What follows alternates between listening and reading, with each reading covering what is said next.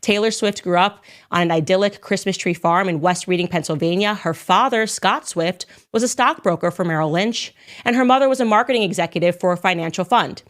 It's important to note that both her parents had careers which would have rendered them financially savvy. They hired their daughter, a talent manager, at the age of 12, and Scott relocated to Merrill Lynch's Nashville office so that Taylor could pursue her career in music 2 years later. Suffice it to say that when record executive Scott Borchetta approached her family to sign their daughter in 2005, Taylor was well represented.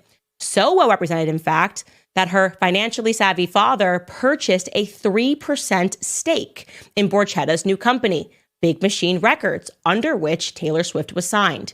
Naturally, there would have been a fleet of lawyers involved from both sides to close the deal. Of course, neither Scott Swift nor Scott Borchetta could have ever predicted Taylor's future success when they orchestrated that deal. They simply agreed to what they both thought was fair at that time. Borchetta took a chance on an unknown Taylor Swift, and that risk paid off.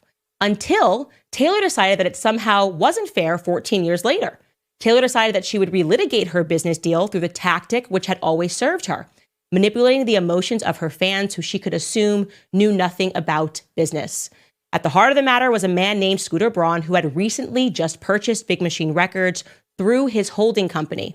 Through this perfectly legal business transaction, he had acquired the masters to the music catalog that Taylor Swift had created while under the label.